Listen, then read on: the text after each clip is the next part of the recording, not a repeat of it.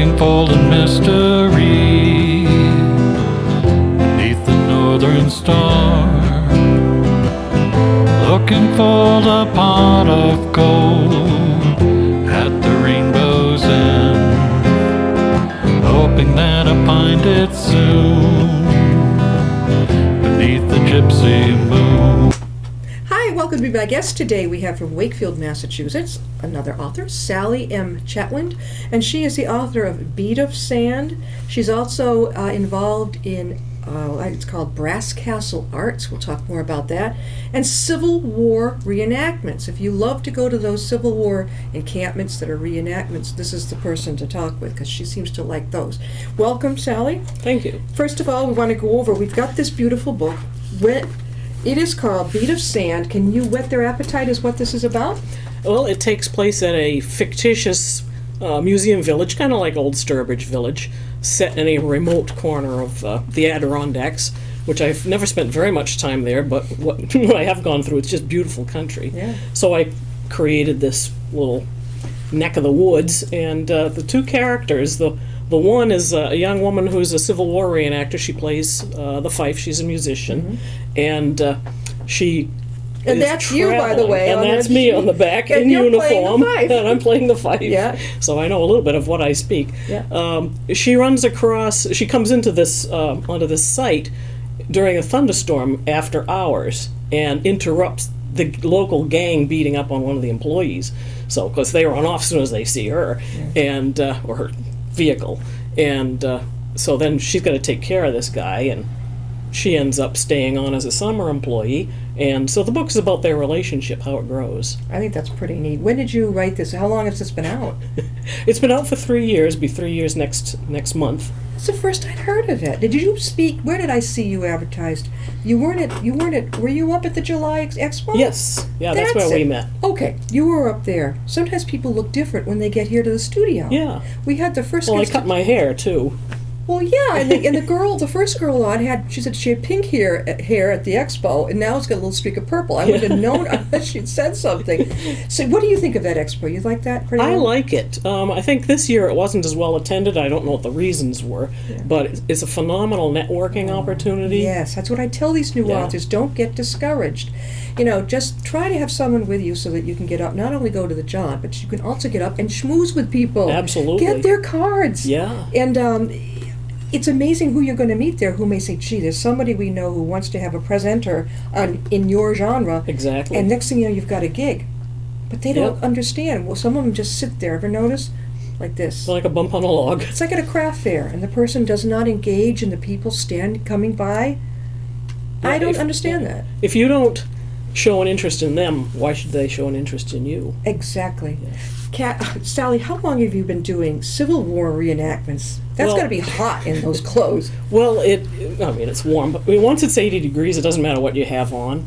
And we have natural fabrics, and wool breathes. In fact, the trousers that I have, the wool is manufactured at the Dorr Woolen Mill in Guild, New Hampshire, and it's still in the same family. Terry Dorr runs it, that produced the same stuff for the soldiers during the Civil War. That's amazing. And it's got a certain weave. I've been standing on a hill at events in Gettysburg, blistering hot, and there's a breeze blowing, and I can feel it going through the trousers. It's like, oh, this feels good.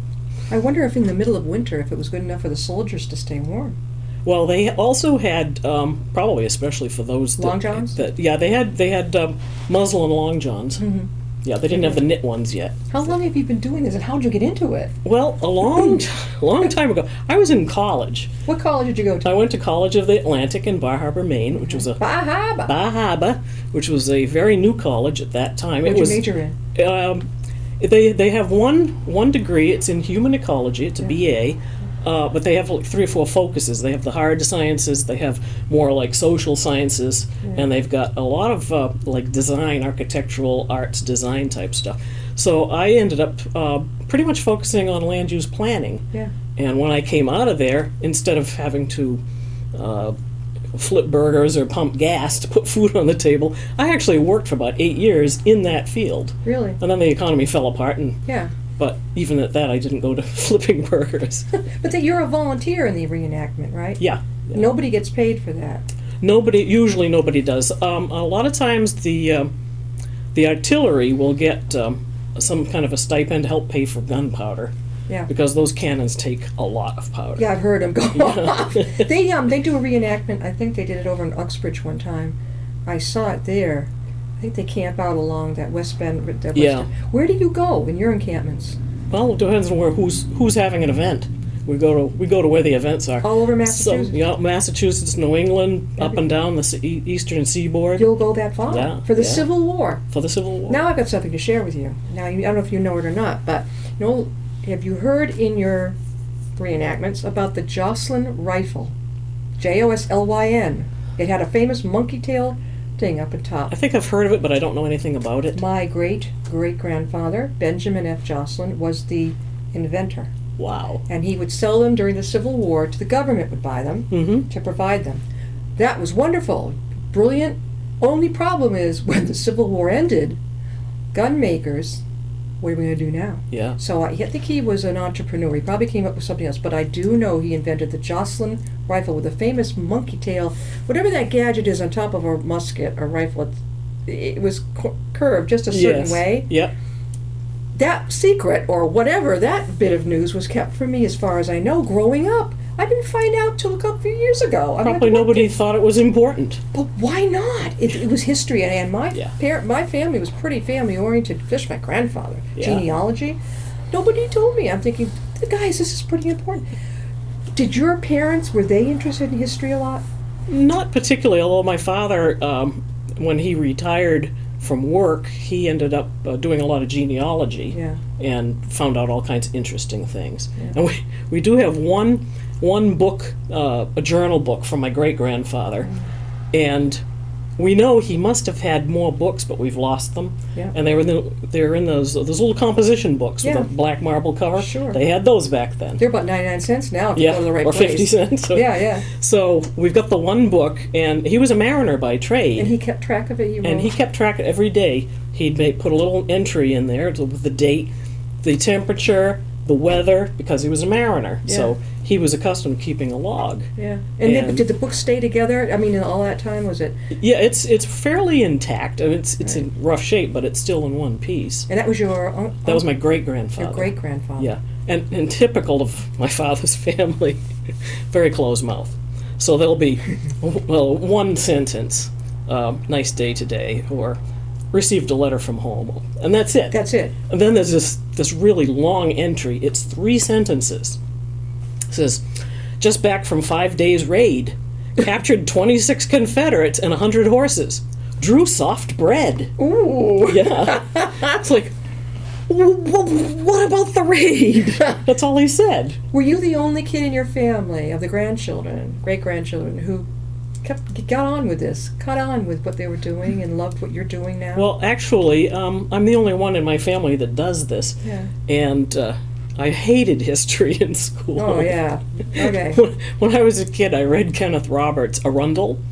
And Yeah. I had no idea that was history. Otherwise, I probably would have put it aside and said, that's history. I don't want that. Yeah, right. But when I was in college, I met some people that it was in the summertime, Yeah. and they were coming off a parade, and it was the bicentennial time, and I saw these people. I was like, wow, this is kind of interesting, and I got to talking with them, Right. and they said, yeah, we're going to be doing the Arnold Expedition, blah, blah. And I was like, what on earth is the Arnold Expedition? Yeah. And with us, McCobb's company, and blah, blah, blah. Mm. And so one thing led to another, and I found out, I said, you guys are talking about Arundel, aren't you? And they said, yeah. I said, whoa, I want to go on that. Yeah. So And you went. So I went. Yeah. At that point, I had started playing a little flute-like thing that. Okay, is that like in what we got- college? Yeah. Like this flute, right? Yeah. That's a fife, but the fife is Yeah. a very simple flute. So you It has- began playing it in college. So I began playing it in college, and when these people that were the reenactors found out that I could play what in effect was a fife, Yeah. they said, we don't need more women as distaff on this trip, but we need musicians. So So you were in. so I was in. So you've got the talent of the fife, an author, going into the reenactments. Now, tell us about Brass Castle Arts. You've got a myriad of services on your card. You tell us. How did you start this? You're an entrepreneur, aren't you? Yeah, I guess so. So what is it? I'm not making much money yet, but Gotta get out there. But yeah, I got to get a website. I haven't had time to go to the bathroom lately. You know what? I tell people, quit worrying about getting the website and all that stuff. Get yourself. Yeah. Get out from behind the computer. Get up. Give presentations. Get Yeah. out there. I mean, social media, that type of social media, that's fine. Yeah, You could spend hours trying to network on that. But if you get yourself set up for gigs, whether it be at libraries or other Yeah. special places, chambers of commerce meetings, Rotary clubs, Mm-hmm. get out there.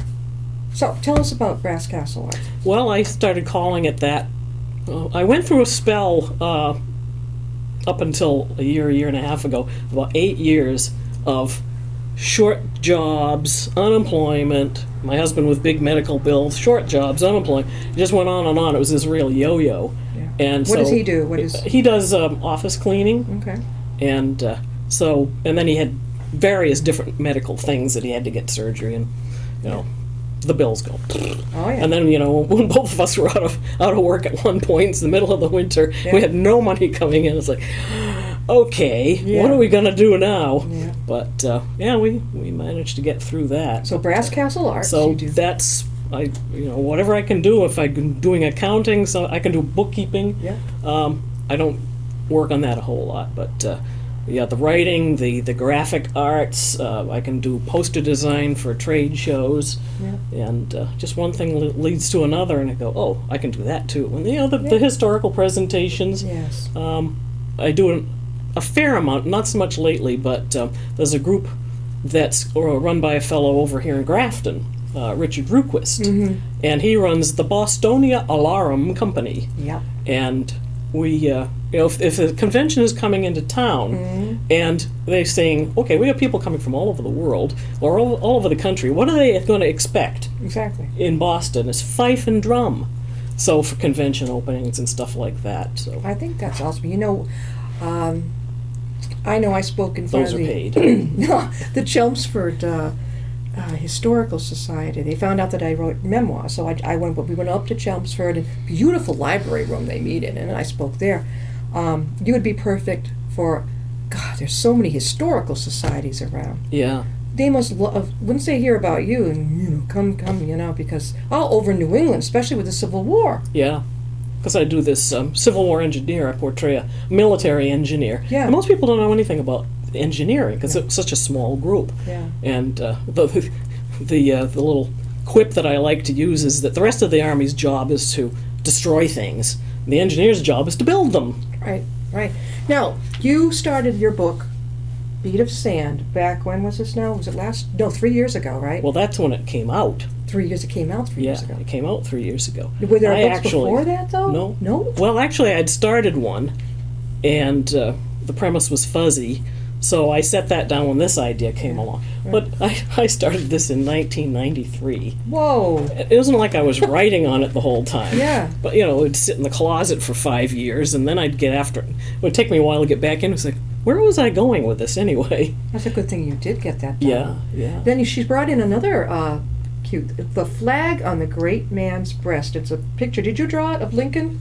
No, If you get a hold of this, Paul. I don't That know. image is from the Harper's Weekly, just after Lincoln got elected for his second term. Yeah. So you're talking November of 1864. Yeah. And the caption was, "Long Lincoln, a little longer."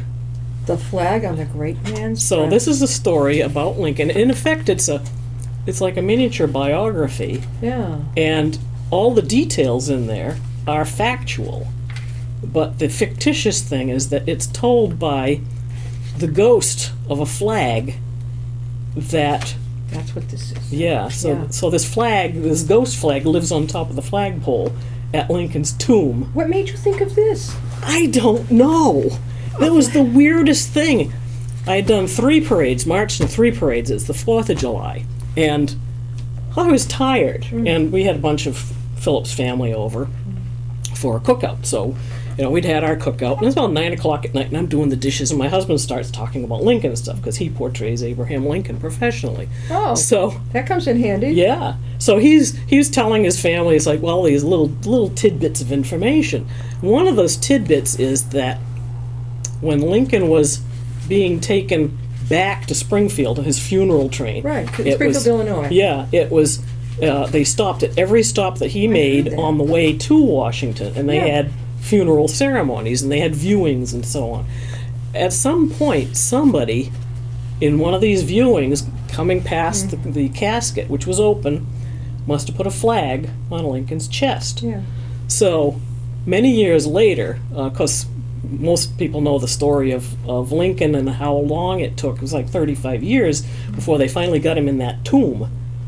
And because the first places where they had him buried, there was water problems, and then there were people that were trying to kidnap the body for ransom, and so on and so forth. So they built the tomb, and they were going to put him in it, and they said, you know, we probably ought to open up this casket one last time before we bury him in concrete and make sure he's still in there. Yeah. So they cut it open, and they found that he was very well preserved because he'd been pickled. Like, Oh, back then they did that? yeah. So this is 1901. I didn't think they even When- knew about that back then. About About how did they do it? the embalming. Ugh, Yeah, yeah, well, yeah. They used a lot of embalming during the Civil War, so they could preserve bodies to send them home. Oh, So every stop on his way back to Springfield, Illinois, Yeah. they re-embalmed his body. They took all the fluids out and put new ones in. So in effect, it pickled him. Yeah. So his face was discolored, but he looked like himself. But on his chest, there were all these little bits of red, white, and blue fabric, which evidently this little flag had been put in there. oh. And Philip said something like, boy, you know, if those bits of fabric could tell a story. Yeah. Well, because I'm punch drunk, silly, tired from 3 parades. Yeah. It's like, wow, what a story they could tell. Yeah. And, then And I that's go what to he bed. said, Yeah. Well, like an hour later, this is, hello, you gotta wake up, you gotta write a story down. Yeah. Okay. Yeah. So I write down a few things. I go back to bed. Half an hour later. You're not done yet. I was up all night getting this story down. Yeah. And 2 days getting the That's it. details. And that was it. And that was it. What is the Sturgeon's dance beside The- you? Show that. Bring that over here. The Sturgeon's Dance. There you go. This is Hold this that is up. Let's see if Paul can get a hold of this one. Novel number 2. Okay. This is before all this stuff. Okay. Or is this after this? Well, this new? this is the first book. Yeah. It's actually the second one that I wrote. Okay. Well, But what's? it's the first one I've completed. Oh, okay. This is the one that I started. You got to even it out there. All right. There we go. There Okay. we go. This is the one that I started back in like 1983. Okay. And this one that had no premise. I couldn't figure it was fuzzy. Okay. And this is what I put down when I picked up Beat of Sand. Yeah. So this one's even older. Okay. What's the other one now? Oh, this is just a poster for Beat of Sand. Oh, this is okay. This is the Yeah. poster of the book. Ooh, we're talking about today, the one that she has written, "The Beat of Sand." About the woman was basically a piper, right? Yeah, Pfeiffer, yeah. A Pfeiffer, and sort of I would call it historical fiction, wouldn't you? Yeah. Well, except it's not historical. It's a contemporary Yeah. story. Yeah. It takes place in the 1990s or so. Have you got anything coming now? Anything new? Well, that's Sturgeon's Dance. That's going to be that. Yeah, that's. I was hoping to get that done this fall and into print, but I've gotten stuff back from my beta readers, and when more than one says, "Well, I'm concerned about such and such," or "I found this," if more than one says that, I think, "Okay, Yeah. I need to address this." Yeah. That's what they're there for. Yeah. So, Definitely. so So I you're think it's getting going to feedback. be. You're getting feedback. Yeah. Do you have children, Sally? No. Okay, I was going to say you get feedback from your family though too, don't you, about what you're doing, your book? My mother's the only one that's well, actually, one of my brothers, he writes. It hasn't occurred to me to send him any beta stuff. But Your brother. Now, are you the baby or the oldest? I'm the next to the youngest. I have 3 older brothers and 1 younger. So you were in the middle. I mean, they're all boys, and then All you. boys, yeah. I bet your mom was fine. Finally, I've got a girl. And then she kept going. Yeah, well, it's funny because my parents both wanted a girl, Yeah. and they kept getting boys. Yeah. And then they didn't stop with you, though. No, they didn't stop with Maybe me. your younger brother was a surprise. I think he was. It could have I think been. he was. Yeah, because they had their team. They were Yeah. all set. now. Yeah. But that happens, doesn't it? Yeah. Sometimes there'll be 3 of one, and some folks give up at that point. Others like, whoa, bingo, the 4th one is the one. And then there's another one. I have a friend that she they were all set. They finally had she had 3 girls, then they had the boy, and then I guess the next little girl was a surprise. A kind of a bonus. Yep. Yeah. Yeah. Do you give presentations at school? I would think this would be great for the Civil War era. Yeah. Well, especially with my husband, the like 5th grades and 6th grades usually study Civil War. Yeah. And so we've been, well, there's a couple of schools in Connecticut that we've done like 20, 25 years. Yeah. So when he goes, I go.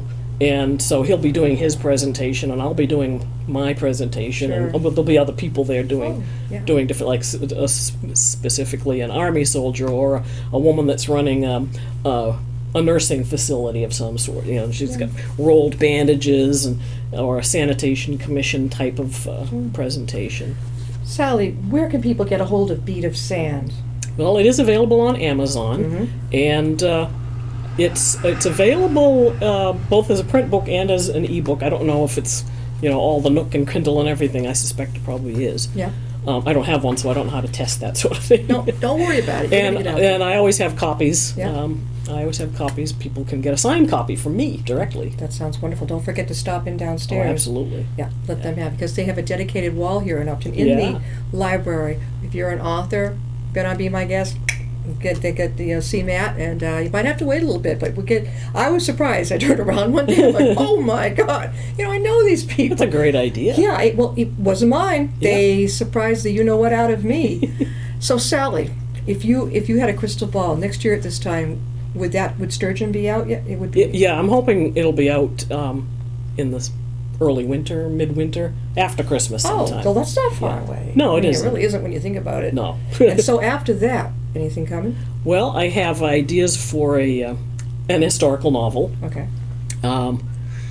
During the Civil War, there was the U.S. Naval Academy, which is based in Annapolis, Maryland, discovered at the outbreak of the war. I was like, oh, you know what?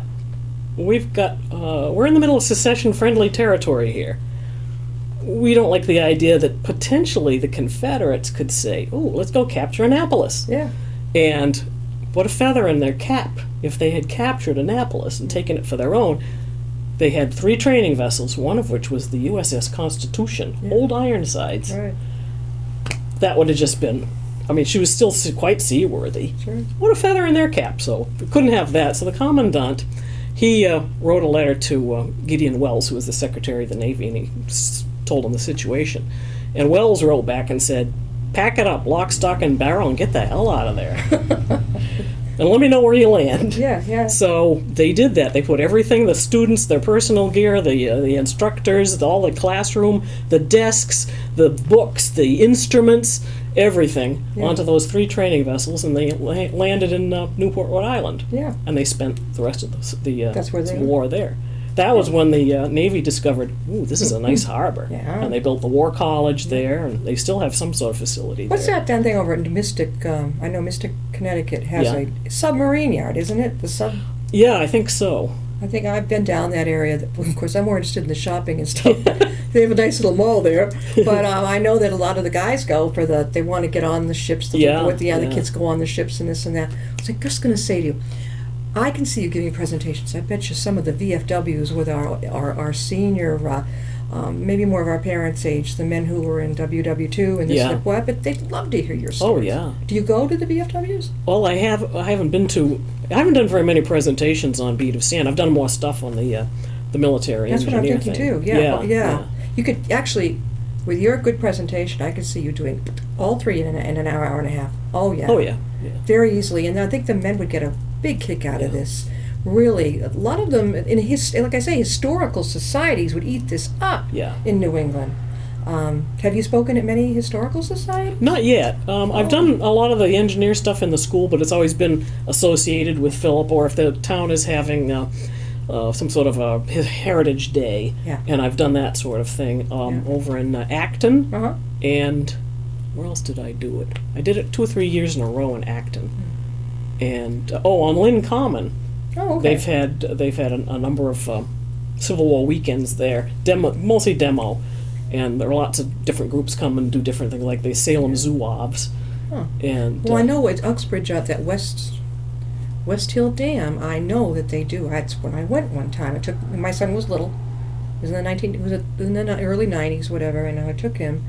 And I remember thinking, my God, it must be so hot. Even the women in those big, voluptuous dresses they Yeah. had. I'm thinking, and they weren't even pretty dresses. They were really just basic. Camp dresses, yeah. Yeah. And I'm thinking, they must be so hot. Well, for the ladies, when it's hot, you might see them all standing there, Yeah, and they're come sort of rocking back and forth. Yeah. And those big hoops Yeah. tend to make it as though they're bell-shaped. They tend to pull some of the air As a in. fan? Yeah. I'll know that Yeah. next time. So where's your next gig? We're almost out of time. I had one set up in Millville at the library Oh, there. for November, Yeah. but since the book Sturgeon's Dance won't be out yet, that was what I was hoping for. So I got in touch with them and I said, well, I can talk about Beat of Sand, Sure. or I can bring my military engineer program, Mm-hmm. and we can reschedule for Sturgeon's Dance. Sure. But they're just getting a new library director in, Oh, so they yeah. want her to come in and You're in see flux. what everything is. And I said, I can be in flux. Oh, you'd be wonderful at Blackstone. The Blackstone Library is beautiful. The Bellingham Library is beautiful. You can come here to Upton and be across the street. They'll give you the town hall. Yep. Oh, Milford. I mean, there's so many. Westboro, Northborough. Because, see, I know where all of these places are that have their rooms. A lot of them. Northborough is like a nice big room to speak in. Yeah. Tatnuck Bookseller in Westboro. Yeah, that's what I'm used to doing and helping the authors get on. Thank you so much, Sally, for being on the show. Well, this has been wonderful. And look for her book over at the Upton Library, Beat of Sand by Sally M. Chetwynd. That's a beautiful name. She informed me that it is Welsh. Yes. And I know that in my father's side it is Welsh and Scottish, very much so. I think they all got together at some point. They all went over to Nova Scotia. Yeah. Yeah, you have family from Nova Scotia? Yeah, actually, my family came from France to Nova Scotia, and my husband's family came from Wales to Nova Scotia, It means New Scotland. New Scotland. And that's where my granddad was born. Yep. And I think there was a sickness there. One of his many siblings died. Thank you, Sally, for being here. Thank you We'll very see much. you next time I'll be my guest.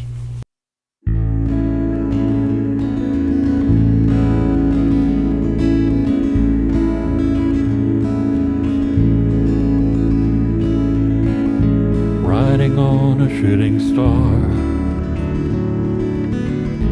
heading out toward a dream. Tomorrow's even closer than it seems.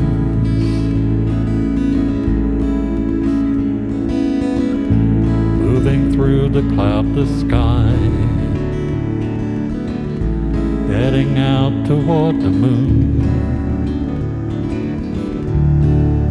I am dancing to the lunar tune.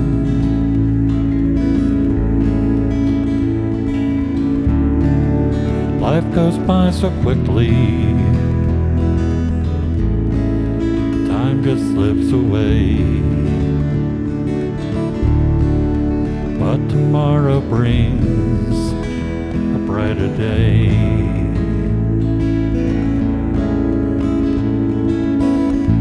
Soaring out among the planets.